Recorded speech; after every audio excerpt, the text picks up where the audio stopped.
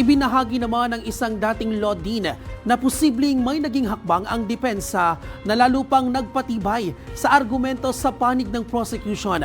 Ang detalye ihahatid ni Kate Renia.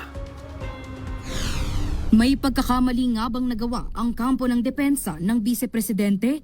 Ito ang pananaw ni Attorney Mel Santamaria, dating law dean ng Far Eastern University, matapos umanong mismong depensa ang gumamit ng video na isa sa pinakamahalagang ebidensya ng prosekusyon sa impeachment trial ni Vice President Sara Duterte. Ayon kay Attorney Santamaria, sa halip na questionin ang pagiging tunay at integridad ng video, ipinakita pa mismo ng depensa ang ilang bahagi nito sa kanilang cross-examination upang ipaliwanag ang konteksto ng mga pahayag ng bise. Para kay Attorney Santamaria, dito umano nakalamang ang prosekusyon. Anya, kapag ang isang tao mismo ang gumamit ng isang ebidensya, magiging mahirap nang sabihin na hindi ito tunay at mapagkakatiwalaan. Dagdag pa niya na authenticate na rin ng National Bureau of Investigation o NBI ang video gamit ang hash value.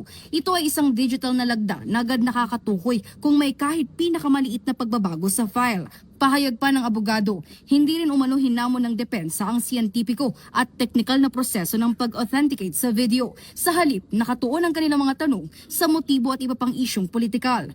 Para sa dating law dean, tila hindi rin naman itinanggi ng depensa ang nilalaman ng pahayag ni Vice President Sara Duterte. Iginit nilang saklaw ito ng karapatan sa malayang pagpapahayag at hindi sapat na batayan para sa isang impeachable offense. Sa pagtakbo ng paglilitis, nananatili pa rin sentro ng usapin ang video na ngayon ay parehong sandata ng prosekusyon at ng depensa.